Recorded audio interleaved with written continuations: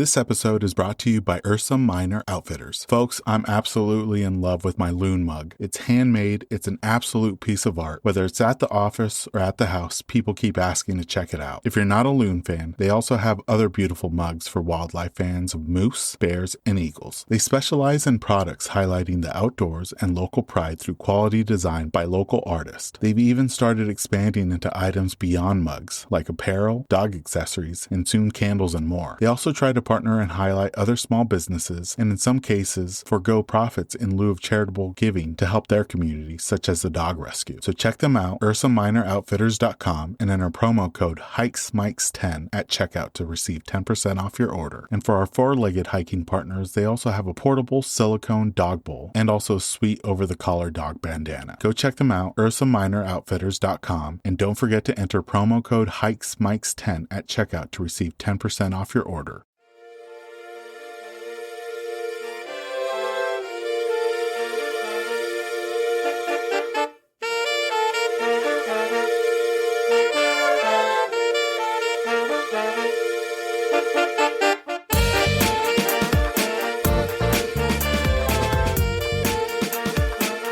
Welcome, everyone, to the latest episode of the Hikes and Mikes podcast. I'm your host, Ivan, and I'm excited to share this new season of the podcast with you. With both fall and winter arriving in the Pacific Northwest, it's time to store the mobile recording studio. This season, we'll be switching things up and interviewing some of my favorite hikers that I follow on Instagram virtually. We're following a similar format to season 1, where the first part of the episode focuses on the guest and their hiking adventures, and we're still going to end each episode with a speed round of this or that questions, all related to hiking. We have an amazing guest on today's episode. Her name is Haley. You can follow her on Instagram at Haley Heath and at The Rerouted Family. I had a fun time chatting with Haley on this episode. We learn about her transformative trip to Arizona that ignited her passion for traveling and the outdoors, her visits to some of the amazing national parks in and around the Midwest, and her unique wildlife encounters in Arizona. Without further ado, let's jump into this episode with our guest, Haley.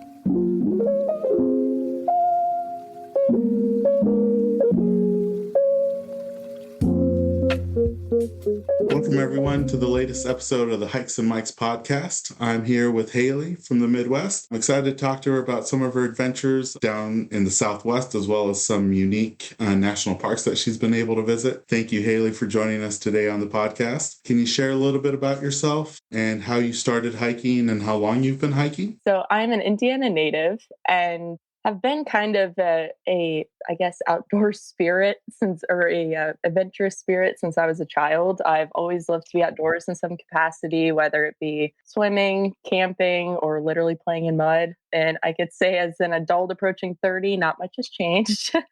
I still quite enjoy that. But for hiking in particular, I want to say I started around decade ago, but I didn't really start using it as an outlet until October 2018. In July of 2018, I went through a very abnormal, somewhat public breakup, and it was caused by an arranged marriage. So it wasn't like the most relatable experience. And I ended up totally getting blindsided by the situation. I was planning a future with this person, and I just didn't really cope with it well. I went through a depression for a little while and kind of got into this routine of just kind of being a hermit, just going to the office, trying not to cry, going home and crying. Like that was pretty much it. I did that for about 3 months. And then towards the end, this routine that I had, I remembered that I had taken vacation time off for the month of October. That would have been my 4-year anniversary trip. So I ended up telling my parents after I got home from work that day, I'm like, you know what? I got to go somewhere. I got to get out of this environment. I need to try and cope with all of this and kind of be by myself. The outdoors is my solitude. So I ended up booking my first ever flight and went to Arizona. And I was there for 10 days. And I had quite a bit of different little like hiking excursions. I had a couple friends out there that were showing me around. But the most impactful one that I went on was going to Coronado National Forest right outside of Tucson. On that hike, I hiked there for 10 hours. Like it was not a short trip. I ended up hiking there. I was just like in my element. And I remember being, I want to say about halfway through the hike itself. And I was kind of on an incline in this valley. And I saw off to the side, there was a sign that said life-giving stream. And I just felt the urge to go down there. And it wasn't like the prettiest thing off the trail. Like it wasn't like something where it's like, that looks beautiful. It was like two massive boulders and then a sand pit. Like that's literally what it was. So I climbed down these massive boulders, and as soon as my boots hit the sand and I looked up around me and saw like these mountains just surrounding me, I just started crying. And I'm not an emotional person like that, where I just become overly emotional. But I kind of had this feeling. I'm like, I think this is where I need to be. Like, I need to be outdoors more. I need to use this as an outlet. And I feel like a lot of us, as not just hikers, but just the lovers of the outdoors, like, we tend to find our refuge outside. Like, we love to be outdoors. And it's not just good for our physical health, but our mental health as well. And I would say that October 2018, that trip in particular, that moment was what really kicked off this entire journey for me as a hiker and just a lover of the outdoors, and what I'm planning on doing later this year. So yeah, that's essentially like my hiking start for real, I guess. Well, that's really great that you turned that situation into a positive, and you did your first solo trip, and you got to experience the Southwest, especially in October where it's not too hot. But I think you're right, Haley. The being outdoors, even if it's just going for a short little walk, it really does something for your mental health, and especially if you're hiking and you see those beautiful sights and sounds too. It just really transforms your well-being. I know after a rough week at work, that's where I want to go is do a hike or go outside. You already mentioned that you're based out of Indiana. How is it hiking in and around Indiana?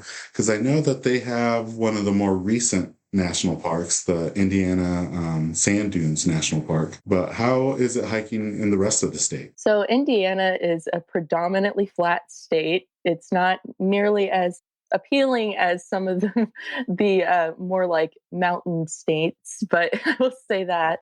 But there are a good amount of hidden gems within the state itself. You kind of have to go outside of like the city limits and almost go like all the way down south or all the way up north, which is where Indiana Dunes is. And Indiana Dunes National Park, or National Lake Shore, there's a couple different names for it. I actually hiked there back in 2014 for the first time, and it is such a fun park. I do recommend bringing layers even in the summer, just because, just like even a light jacket, because it is on Lake Michigan. So you do get a lot of the lake effect, and it does get kind of cold at some points. But aside from the sand dunes, there actually are challenges that you could take.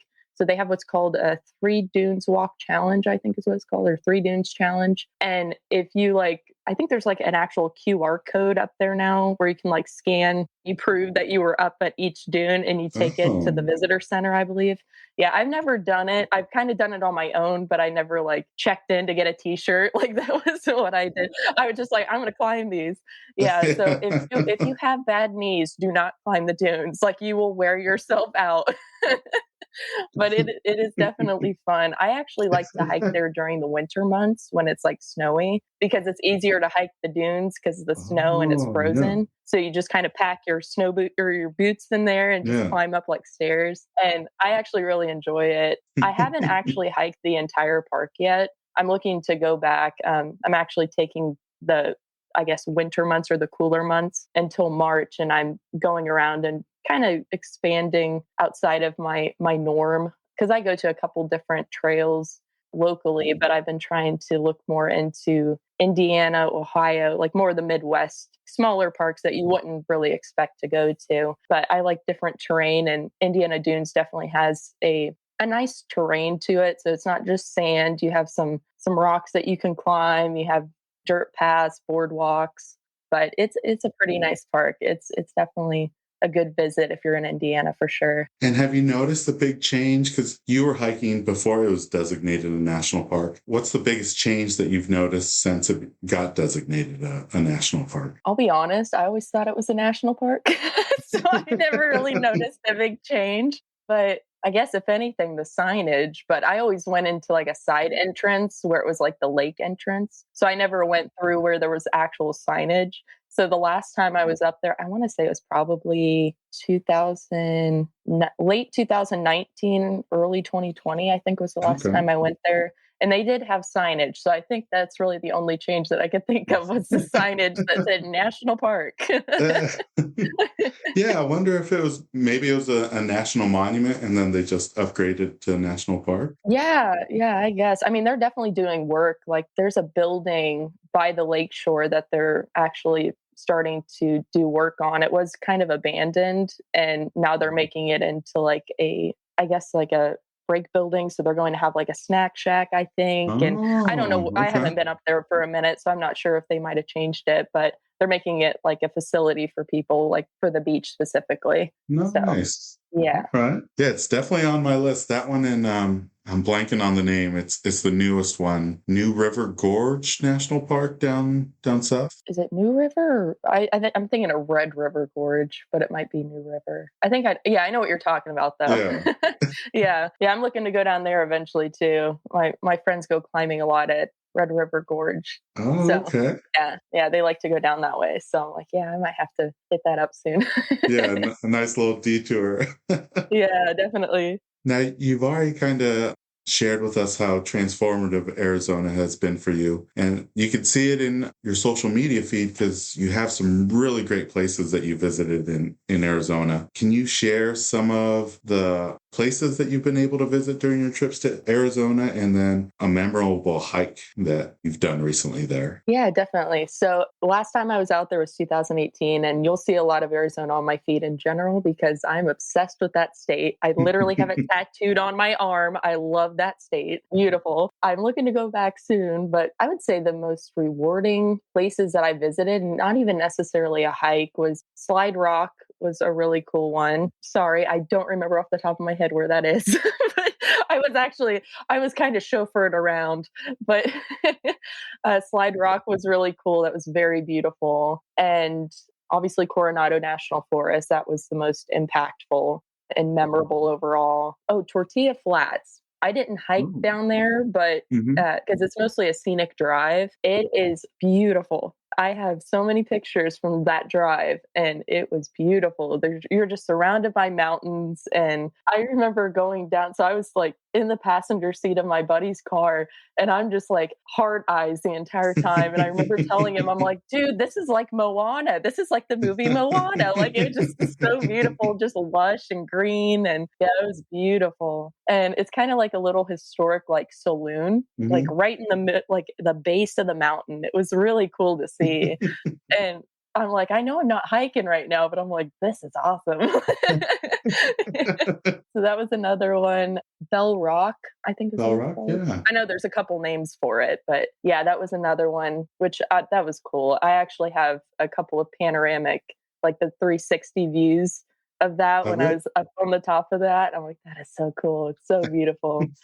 Yeah, but yeah, out of all I mean, I went on a couple different hikes at like little parks and like nature preserves just around the area that I was staying. I was staying in Mesa most of the time when I Okay. was in Arizona, but I did actually visit, I believe it was the Phoenix Zoo and Phoenix Botanical Garden, Yeah. I believe. Hmm. So not much of a hike. I mean, I guess if you're hiking to like some of the outside monuments or rocks, because they have Yeah. like it's kind of surrounded by little mountains and stuff or little red rocks. And Hmm. there was one that I can't remember the name of it off the top of my head, but it was right outside, I believe, of the Phoenix Zoo. But there was a rock and it had a hole in it, and you climbed to the Oh, top. You know yeah. what I'm talking about? Yeah. Yeah. I don't remember what it's called, but that was a really cool lookout point, and I can't remember what it was Yeah. called. I'm like 90% sure it might be called Hole in the Wall Rock. Yes, yes. Yeah. Yeah, probably coulda put that together, but yeah, yeah, it is called Hole in the Rock, you're right. I'm like, how did Beautiful I not place to remember catch that? a sunset when I Yeah, was there. yeah. Yeah. I went there I think I went there, like, earlier in the day. I had some days to myself because the friend that I was staying with was working, so I'm like, "I'm just gonna go to Phoenix Zoo." So I went to Phoenix Zoo by myself, and I'm just like, I ended up going on they have, like, this little it's not meant for kids, like, it's meant for, like, everybody, but they have, like, this little, like, train system, and I'm kind of one of those people that I really enjoy, like, my solitude. I like to be by myself. I am a people person, but I'm kind of an introverted extrovert. And I do not mind going and eating by myself. I know some people think it's weird, like, "Oh, why is she eating by herself?" Or like, "Why are you doing things by yourself?" No, I actually enjoy that. And so going to the Phoenix Zoo is like kind of the first moment I was able to do that kind of stuff on my own and feel okay with it. And I'm like, I probably look like a weirdo, this full-blown adult with a backpack, like running around. And I get on this like train with all these like parents with their kids, and I'm like, I have no shame. I'm like, I'm like, I'm going to see the flamingos. It's Uh, fine. yeah, no shame at all. Because we do so many things in the outdoors solo. It's like when we're around other people, it's like, it's fine. Yeah. It's the same thing. No, I've recently in the last year started making it a point where at least once a week, if not twice a month, I'll try to go to a new restaurant by myself Yeah. just to get that experience. Once you get comfortable to do that, the possibilities are endless on what you're able to do as a solo. It's good to be independent in some capacity and be comfortable with, not just who you are as a person, but just to be alone with yourself, I guess.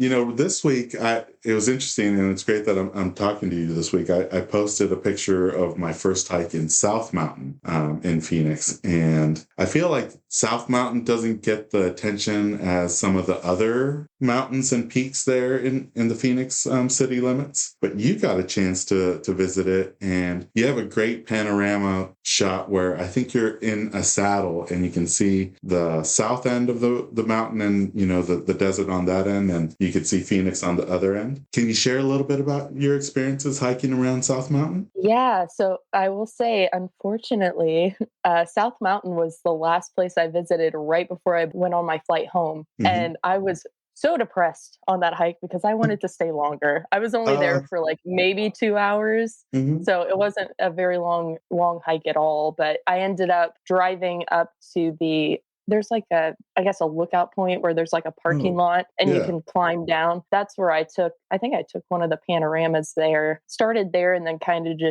of winded my way down. I didn't really get to see too much. I got to some of the little like cliff points where they Yeah. have like the big boulder rocks and you could look out. I did climb a couple of those.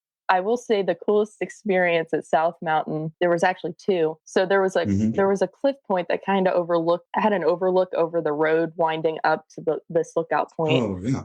And my friend that I was with, we ended up like climbing down to this cliff point, and it wasn't a very big area. It had like a boulder on one side, and then it had this patch of dirt. And I remember like looking down, and he's like, "Hey," he's like, "What is that?" And I'm like, "What's what?" And he's like, "That doesn't look right." And so I'm like digging in the dirt, and I'm like, "I don't know what this is either." We found an amethyst on the cliff. No A kidding. raw amethyst. Like you could see the impact point where it hit the rock. And he was like, "Well, Wow. maybe somebody buried it." And I'm like, "This does not look like something you buy from the store. Like it is a raw amethyst." And Yeah. it was so cool but obviously, state park standards, it's like, Hmm. leave it. And I'm like, "Oh, Yeah. it's so pretty. I want to take it home." So I was a little bummed Wow. about that. But another cool thing though was we were kind of winding back up to the lookout point where we parked, and they had these two big, like huge boulders. They were like abnormally huge. and I'm and of course me, I'm like, I don't want to like break it. And they're like, it's literally like the size of a city bus. Like you're not gonna break it. Like I don't want to start an avalanche. I don't know.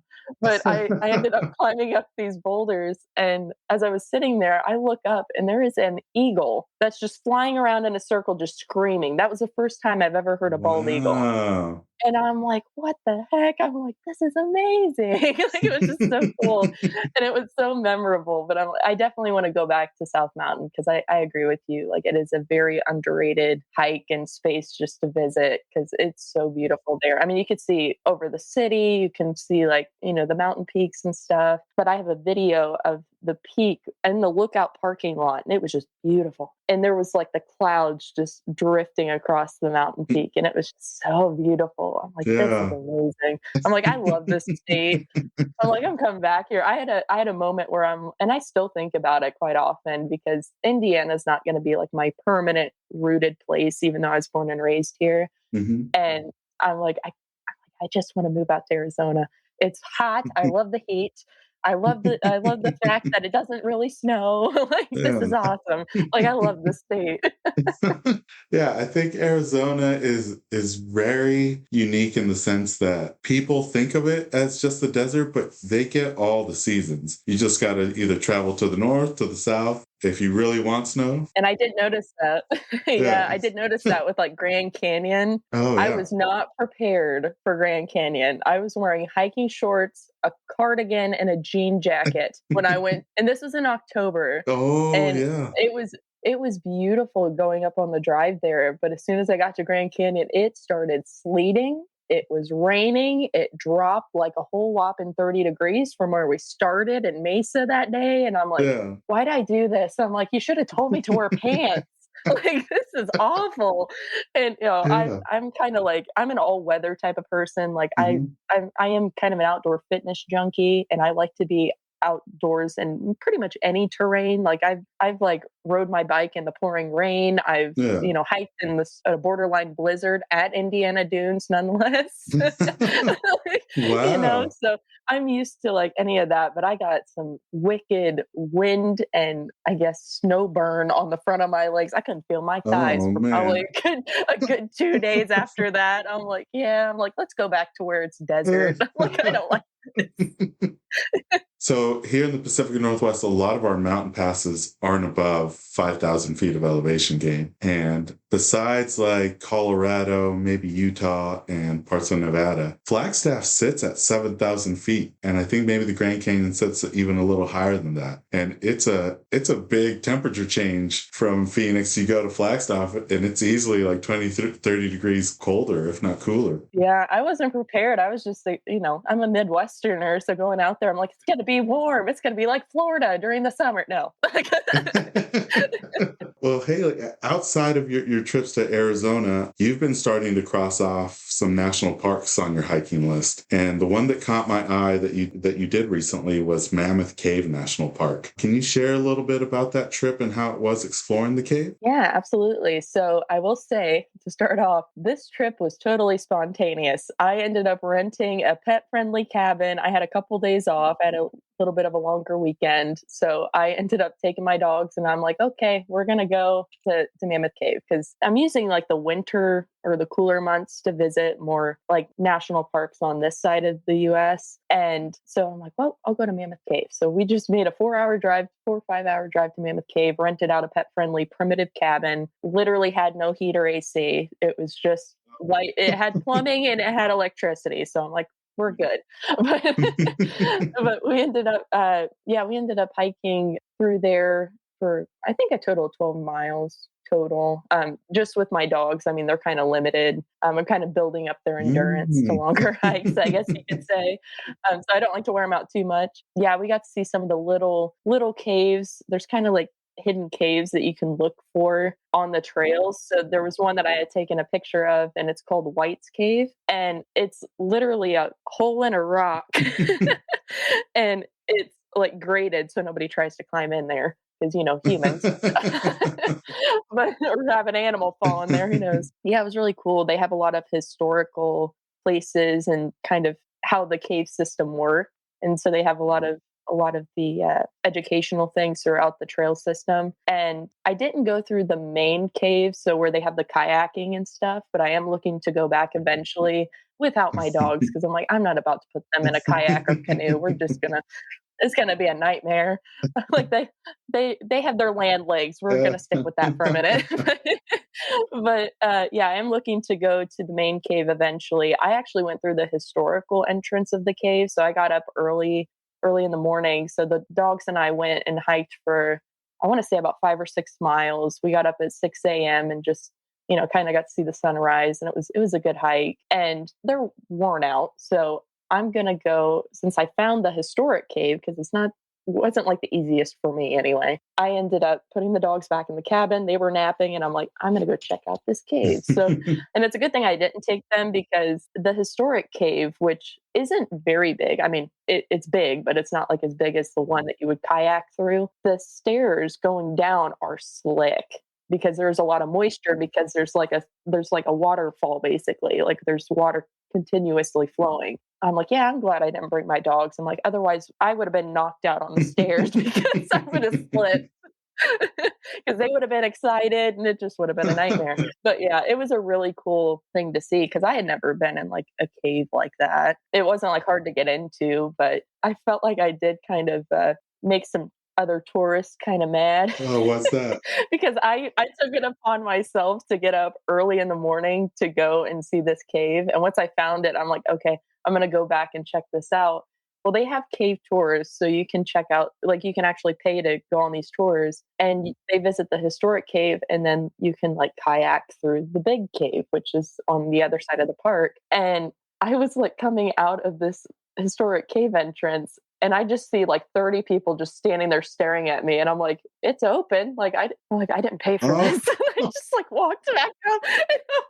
And it's free to go in. Like I wasn't the only one who went down there, but they have like designated times where I think you're paying more for the historical information and that kind of thing, like the yeah. tour itself. But I'm gonna go back on the trail now.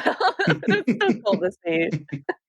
Wow. So it sounds like that's something that I've always wondered with the cave national parks, whether it's Carlsbad or the one that's up in the Dakotas. It sounds like there's just as much trails and things to see outside of the cave as well as inside the cave. Is that what you noticed at Mammoth? Yeah, definitely. When you actually asked me about if it was more of the cave itself was the whole park, that kind of thing, I thought that too. Then I had to look it up. I think I looked it up on AllTrails, and I'm like, oh, there's actually a good amount of like trails through here. And it's a good amount of terrain too, because I like a good incline. Like I am an outdoor fitness junkie, so I like to like feel the burn. Like I like to like be in pain after I come back from a hike.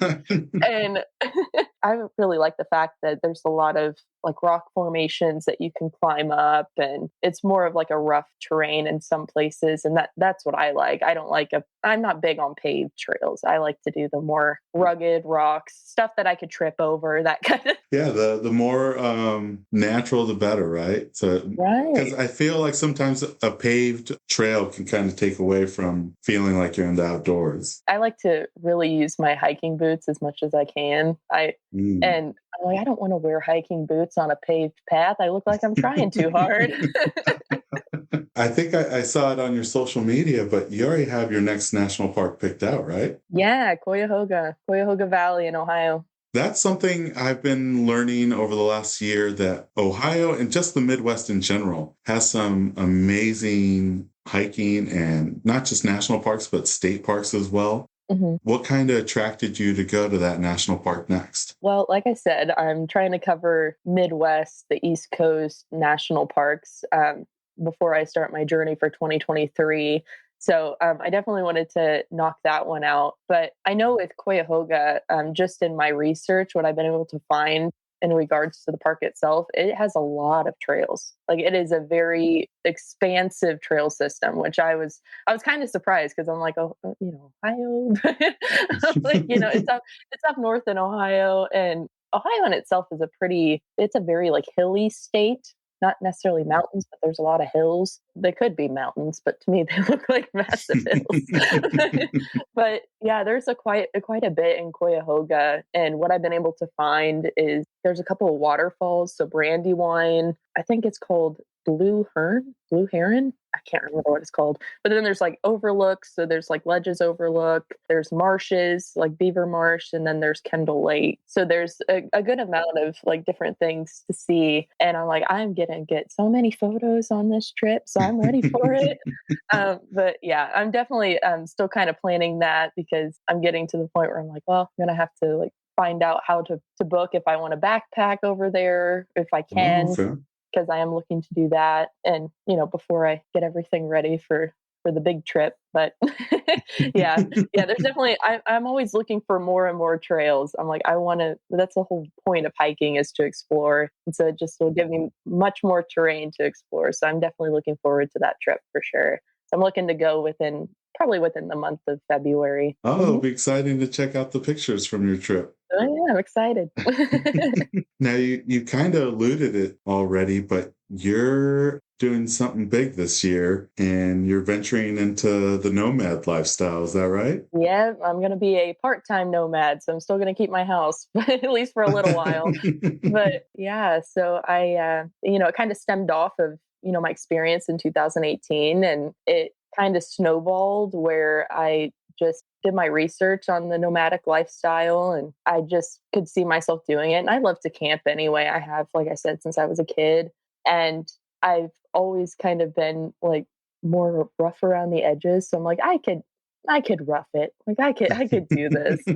And yeah, so I ended up buying a travel trailer last fall and it's been in Nice. storage. I've had to, winterize it because the first day I was going to go camping in it last October, it was supposed to be Mhm. on Halloween weekend. We had a wind advisory in Indiana. So I'm like, I'm not about to tow this thing. Oh. Like, it was like, shouldn't travel. I'm like, yeah, I just bought this thing. I shouldn't. So I was a little bummed. I had to winterize it like right away, but I'm looking forward to my birthday this year. So March 2023 is I'm looking to get it out of storage and start going. Nice. Do you have a destination already in mind for the first trip? Yes, it's going to be I believe it's Hot Springs National Park in Oh, okay. Arkansas. Yeah, Um, I'm trying to think. Is that the name of it? I just totally yeah. forgot the name of it. Yeah, yeah, Hot Springs. Yeah, so that's where I'm going to start. I actually have a. I don't think a lot of people know about this, but I think it's awesome. I found on Google Maps has a make your own map, like an interactive map. So I ended up marking all of the national parks and then the surrounding campgrounds. So I have it already planned out, not necessarily the route, but like where I'd be staying. So the plan is to start at Hot Springs and then kind of zigzag through on my way up. And then, I'll probably end up coming home. I'm an only child, so I imagine my parents will miss me after about 3 months. So I'm like, gotta kind of play it by ear for that. But so that's the plan is to kind of go off of that map and just eventually make my way up. I do work remotely, so I'm very blessed there. I'm a data research analyst, so I'm very lucky because I could work from anywhere. Yeah. So yeah, that was a big factor in me getting into the nomadic lifestyle because obviously it's better to work remotely living that lifestyle, and I was very blessed this last April with a new job. Same thing I had been doing for the past 5 years, but at least I'm able to work remotely and it's given me so much freedom. And I'm very grateful that I'm able to actually financially and physically get into this lifestyle. So I'm Right excited. on. I'm stoked. Yeah. So you have this map on Google Maps and you kind of have an idea of where you want to go. Once you do visit Hot Springs National Park, are you going to just kind of play it by ear how you feel and travel to some of these locations that you've scouted out? Yeah, yeah, I'm kind of going along the map. So I didn't know this until I started researching the national park more, but on the locations themselves, there's like a massive hole like right in the middle of the state or the Yes. US where there is no national park. So I'm thinking, Hmm. okay, yeah, I'm like Wisconsin. No. Like I'm just like, okay. So I'm like, well, okay. So I have to travel a little bit further out just to start my journey. But yeah, it's kind of a play by ear after the hot springs. I guess what'll really determine it is where I can get bookings and also weather. So that's one thing I'm researching because I'm not going to be just continuously hopping the national parks. I'm going to take some time because I've found campgrounds that are kind of a centralized location. So I'm going to stay there for probably about 2 weeks at a time, give or take. And that way I could just take my SUV and just drive to all the national parks. That way I'm not staying in a national Nice. park because it's like that's a lot of, gas, but also that's a lot of just continuous travel and pulling and instead of, bouncing everywhere, I could take some time, some downtime, some relaxation and plan accordingly that way. So Excited to see that journey for you. me too. I'm excited for it. Been ready. And you talked about them already, but you have some handsome four-legged Mhm. boys that follow you on the trails and on this journey. Can you share a little bit about Charlie and Casper and how do they do on hikes? Yeah, absolutely. So I am a very proud dog mom to two rescues. I have Charlie, who is a black lab mix, and I have Casper, who is a boxer mix. And Charlie is my adventure boy. He loves to be outdoors. This dog will literally just sit and lay in the grass in the pouring rain. He does not care. He loves to be outside. So he is amazing on hikes. He kind of likes to do his own thing. So I actually have a really bizarre method of hiking with my dogs. And Charlie is like, he goes full blown Scooby Doo. Like he will be nose to the ground and just going. And I follow him down trails. So certain ones, like, it's like, okay, yeah, that's definitely not a trail. Like somebody tried to make it one, and it's like, we're not going down into like brush. Like, we're not doing this. But then other ones, he'll like find these. Well, just last week, we went to a local park called Eagle Creek, and they have a lot of different, terrain, like rocks, dirt, everything. And he found this trail that had been somewhat blocked off from a fallen tree. So it was an actual trail. They just hadn't cut the trees yet. And he wanted to go down this trail. And I'm like, you know what? We'll go down this trail. So we ended up like maneuvering these massive logs. I had to unhook from his leash, because I walk with a waist leash for him, because he doesn't like to feel restricted, because he's, extra. So, so I unhooked from him, and he just sat there and waited. He goes, come on, mom, let's go. So we ended up like climbing over. And then Casper, he's just along for the ride. He's a mama's boy. He is my couch potato. He loves to have cuddles. He will scream at you if you don't pet him for like 2 minutes. Like he's such a baby. I always joke, because I'm like, at some point I'm probably going to have to get like a carrier for him. He's 60 pounds. He's not small. And he's just such a baby. And he'll get into these fits where he'll want to sniff something. So he'll like be off the side of the trail, and I'm like, come on, let's go. And he'll put his brakes on. I call it putting his brakes on, because he'll put his legs out, and he'll be like, I ain't going anywhere. And one day, this last hike we went on at Eagle Creek, I stopped and I was like, okay, I'll let you sniff, thinking he had to go potty. No, he sniffed something and he just barrel rolled in it and got covered in leaves and mud. And I'm like, dude, why'd you do that? And I'm just laughing. And I'm like, I swear, I'm like, if there's any other hikers out here, they're probably thinking I'm like high on something, because I'm just sitting there crying on the trail, laughing so hard. And I'm like, that was the dumbest thing I've ever seen. And he was just like a potato, just like one of those fainting goats. Like he just fell over. And I'm like, oh my gosh. Yeah, but other than that, they're like the best companions for hiking for sure. They do pretty good. I wouldn't say they're the best at walking on the leashes, but overall, like when we get into a groove, like they're so good. They make the hike more entertaining, honestly. Yeah, they look like they're having a blast on the pictures you've been able to share online. Oh yeah. They are my babies for sure. I have no shame in saying that. Switching it up with hiking, I feel like some hikers, not necessarily everyone, but some hikers have some summit rituals, whether it's a favorite snack, meal, maybe some trail beverages, or even a moment of zen. And then some others will do something at the end of a hike. Is there a regular custom that you find yourself doing, either at a summit or at the end of your hike? Yeah, for summit, I would say I normally do a really good stretch. And I just take it all in. I normally take a photo, and I'll normally fuel back up.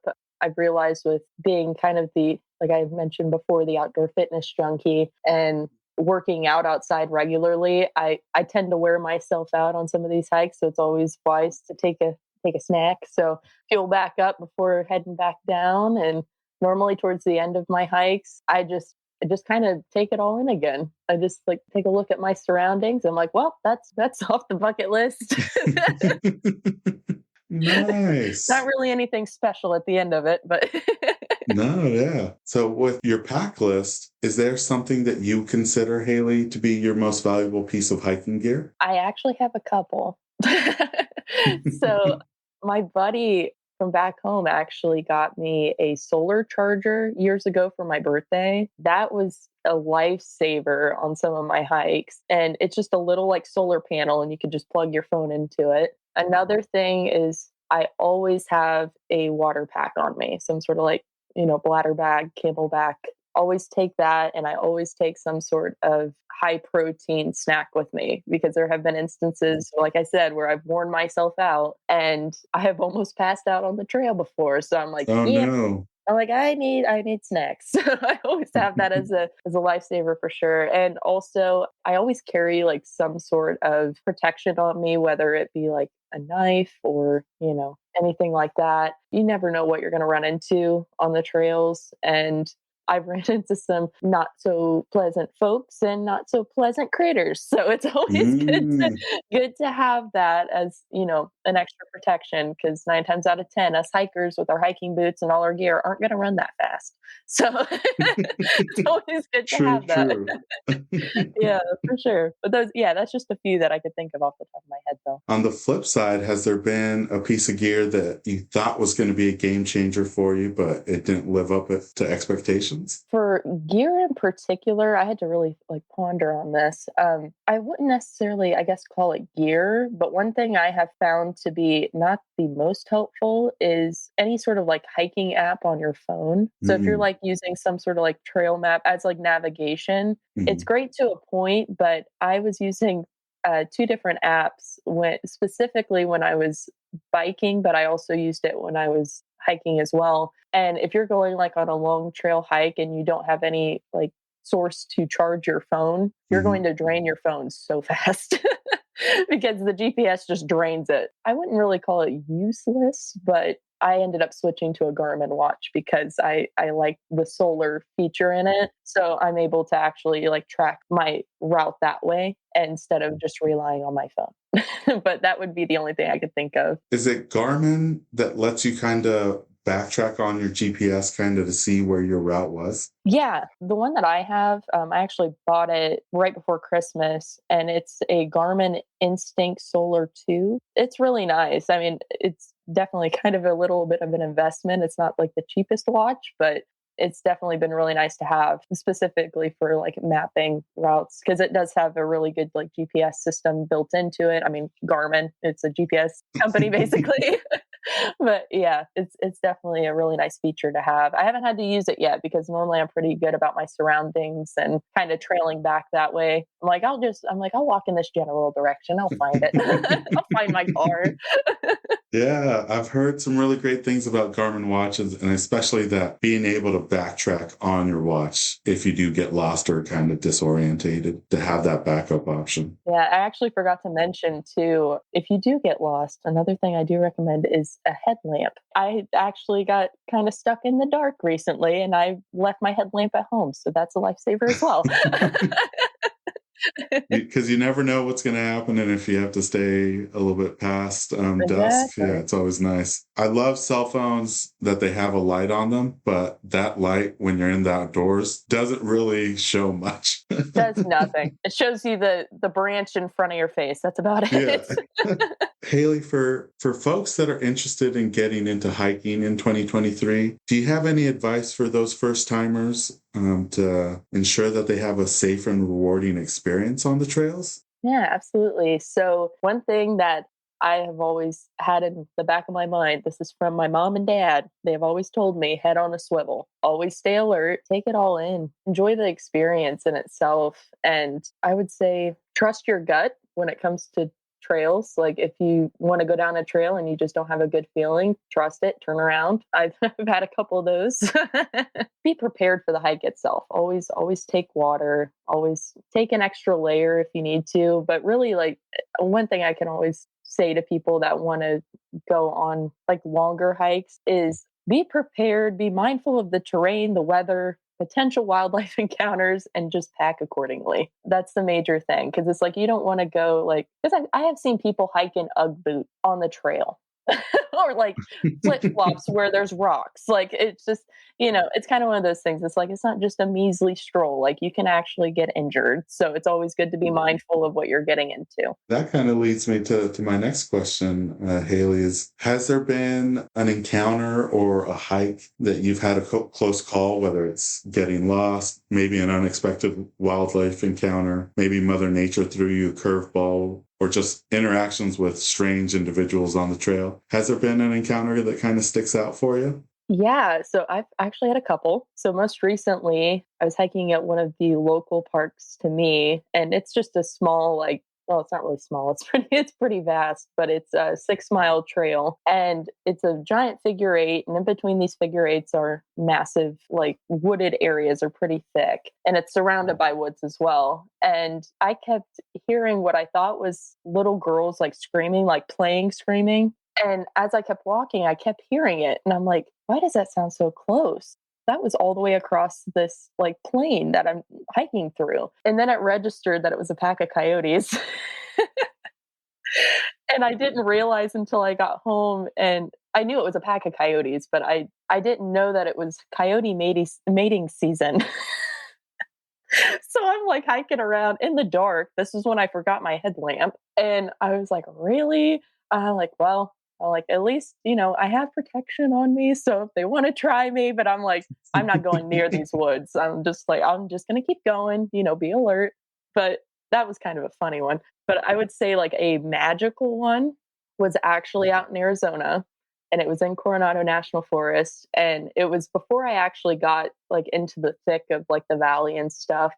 But Coronado starts with like a desert hike, so it almost looks like a garden almost of like cactuses and flowers and stuff. It's really beautiful. But it starts flat and then it goes into this incline, like it's a paved incline, and then you start getting into like where the mountains trails are. Well, on this incline, I'm looking up and I see a deer just come off the side of the mountain. I'm like, this is really weird. But there was a deer. I believe it was a. Do you guys have coyotes? Hmm. It was a coyote or a fox, one of the two. Yeah, I think it was a coyote. Then I saw like a coyote, and then there was like the tail end of some sort of snake, and then there were birds flying overhead. I'm like, this is like, I said it out loud. I'm like, this is my Disney princess moment. I'm like, this is amazing. I just saw all these Wow. animals just cross, and I'm like, is this like an animal crossing? Like, what is happening? Like right at the top, like where it curves off into the mountain. I'm like, this is beautiful.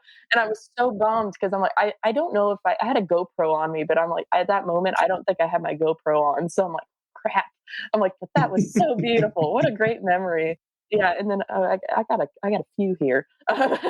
Another one, that same place, Coronado. They had a sign for mountain lions, but there was a mountain lion Mm. spotted in here. Again, dumb Midwesterner did not bring any sort of spray. So I am up here in the mountains and I'm got my head on the swivel, making sure like there's no mountain lion. And I almost step in fresh mountain lion poop. Oh boy. And I like, pretty sure that's not the mountain goats. That is big. Like I'm like, that is not. So I'm walking. I didn't realize I was like trailing behind this thing. Oh, no kidding. I didn't see it until I was passing back through and I had looked up, and there's on the mountains there's like what looks like it could have been some sort of cave, but it was like another like rock formation, and I looked up and I saw like a tail, and I'm like, you're far enough away, so I'm gonna keep going. Like, but it was still cool. I'm like, I didn't really like have like a like the cougar encounter that that popular video, that hiker on the trail, that yeah, wasn't like that. It wasn't that intense. But but then my last one would have been the elk at Grand Canyon. There was actually an elk like sitting in. I went through the North Rim. I know, on your podcast before you talked about go to the north, don't go to the Yeah. south. Yeah, so I was on the North Rim, and there were like people like trying to take pictures. I'm like, why are they taking pictures of the pine trees? I'm like, that's so weird. And then you see its head pop out, and I'm like, oh, that's an elk. I'm like, that's beautiful. I'm like, I'm gonna leave you alone though. You're big. You're very big, but you're pretty. But it's still cool to see up close. I had quite a bit of animal encounters. And aside from the I did have a mule deer encounter at Rocky Mountain National Park, and I had a staring contest with it for about 5 minutes while it was like chewing on grass. But aside from that, that was about it. Who ended up winning the staring contest? Oh, it was him all the way. I had to keep going. I live in a lake town, so it's really weird because we have some just in general weird animal encounters. Like we have a coyote, or no, it's a fox. We have a fox here in town that they named him. The town named him. That is how often this thing is seen. And now we have a wild turkey that just randomly pops up in people's yards. And DNR's like tried to find this thing, but it moves before anybody can like capture it. And they're like, just let it go. It just hangs out in the woods. It's fine. It's the local wild turkey. Yeah, right. It showed up literally right around Thanksgiving, and somebody's like, "Oh, somebody didn't get their dinner in time."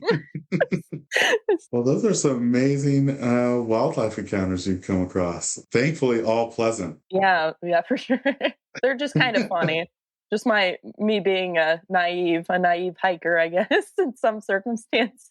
Well, I was kind of in the same boat, Haley, with cougars. You know, before I moved to Hawaii, I never carried bear spray or anything like that. I would have like a pocket knife or a multi-tool just in case, but it wasn't until I moved back and I did a winter hike, and there's still a little bit of snow on the trail, and maybe 30 minutes into it, I see these big paw prints in the snow, and I'm like, what is that? And I got a closer look and I was like, oh, that's cougar tracks. And then instantly I was like, okay, I need to look around, because at least here in the Pacific Northwest, they say you won't know that the cougar is there, but he'll know where you're at. Mm-hmm. They always track. Yeah. So I did the hike really quick and then scurried back to the car after I saw those. But ever since then, it's like, okay, if I'm going to do some solo hikes, get some bear spray just in case. I've never had a run-in with a cougar, but you just never know. Yeah, for sure. You could always tell where the newbies are. They lack the spray.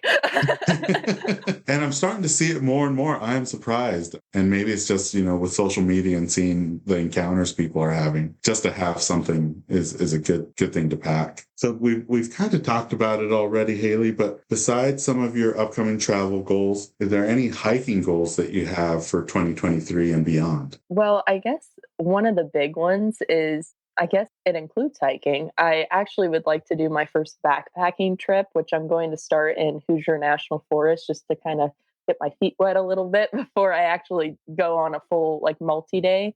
But I definitely want to do that. And obviously with my travel plans with the camper and everything, I am looking to make it out to California later this year. And I'm definitely looking forward to hiking through Joshua Tree and things like that. That's a big goal of mine. And aside from hiking itself, I did get into trail cycling last year, and that's a part of my outdoor fitness routine. And I am looking to conquer my first mountain bike trail later this year. So it takes a lot of Nice. not just stamina and endurance, but it does take quite a bit of reaction time doing mountain biking, because you can For run sure. into anything. Yeah. So, yeah. So those are my goals, and obviously, the travel plans of hitting all the national parks by the time I'm 30. Those are the big goals. So for sure. Right on. Yeah, make sure to add the Pacific Northwest to your Oh, absolutely. I am looking forward to it. Yeah. I've had quite a bit of friends that are hikers or just travelers in general, and they love the Pacific Northwest. And I'm like, I am so ready for it. It looks so beautiful. I'm ready. Yeah, and once you conquer the mountain bike trails, I know at least up in the mountains, they have some really neat mountain bike trails that you can weave in between the pine trees and the rocks. So yeah. Oh yeah, it could be really rough. I mean, we have a mountain bike trail that's very popular in Indianapolis, I should say. Not everybody knows what Indy is. But yeah, it's very popular. It's called Town Run Trail. And it's pretty wicked. It's rough because it's you have to be prepared, because there's trees literally this close together, they're close, and you have to arch your handlebars a certain way to get through them. You have to be on it. You have to be so alert. Yeah, and I'm I'm not that sharp yet. I'm sharp-ish. I'll get there. I still don't know how they do it, just because they're going so fast, and to make that quick second turn or maneuver to avoid something, it just blows my mind how fast they could do that. Well, there's a couple of cyclers on Instagram, like mountain bikers on Instagram that I watch, and just seeing like how quick they are, and some of these like mountain, like tight mountain trails, like on the like at the summit area, and I'm like, holy crap! I'm like, how are you doing that? Like I'd be terrified that I turn my wheel wrong and die. Like that's awful. Yeah, props to those that Wicked, could do man. it. Yeah. Wicked. Well, that was the end of the regular questions, Haley. This last bit of the podcast is this or that questions, all related to hiking. I'm going to give you 2 hiking related terms or topics, and you kind of just choose the one that you tend to side with more. All set? Yep. All right. So the first one is ascending or descending, Ascending. waterfalls or summits, Summits. switchbacks or straight up, Switchbacks. trek poles or freehand. Freehand. And do you fuel up before a hike or do you fill up after? Fuel up. And do you bushwhack or go around? Bushwhack. Jump in or stay dry? Always jump in. And sunsets or sunrises? Sunrise. And spring flowers or fall colors? Fall colors. And do you tag a hike or do you not tag a hike? Tag a hike. Awesome. Thank you, Haley, for joining us today on the podcast. For listeners that want to see your previous adventures and all your upcoming adventures, where can they find you online and on social media? Yeah, I have 2 Instagram accounts. So my main is at Haley Heath, and my travel one, where you could see mostly me and my boys on the adventures, is at the Rerouted Family. And I do have a website where I do have a blog, and eventually, probably later this year, I will actually start a podcast of my own. And you can find that at www.rerouted.life. Awesome. I'll make sure to add those to the episode notes so people can check you out. Thank you so much, Haley. It's been awesome talking to you today about your hiking adventures, and I look forward to seeing more for 2023 and first nomad experience down to Arkansas. Absolutely. Yeah, thanks for having me. Thank you once again to Haley for joining us on this episode of the Hikes and Mikes podcast. Be sure to follow her on Instagram at both at Haley Heath and at the Rerouted Family to keep up with her latest adventures and some of her upcoming trips across the country. Thank you for tuning in to this week's episode of the Hikes and Mikes podcast. We'll be putting out new episodes every week through the fall and winter. Be sure to like and subscribe to not miss out on those. Also, be sure to follow us on Instagram at Hikes and Mikes. Catch you on the next one. This episode's music was created by Ketsa. Follow him on Instagram at Ketsa Music. This episode is brought to you by Flip Socks. Whether you're on the trail, on the job, or in the yard, Flip Socks will keep Mother Nature out of your boots with their innovative nylon sleeve. You no longer need to worry about any annoying debris getting trapped in your boots during your hikes. Simply flip down the nylon sleeve over any boot to prevent Mother Nature from finding its way inside, keeping your feet comfortable all day long. To get your first pair, visit flipsockswithaz.com and enter promo code HikesMikes10 at checkout to receive 10% off your order. And for listeners who use the promo code at checkout, I'll be donating 100% of the Season 2 promo code proceeds to Big City Mountaineers, who provide transformative experiences through connections to nature that strengthen life skills and build community for youth and disinvested communities across the nation. So if you're tired of bits and pieces of the trail finding its way into your hiking boots, pick up a pair of Flip Socks today with the promo code HikesMikes10 to get 10% off. For website and promo code, see the episode description.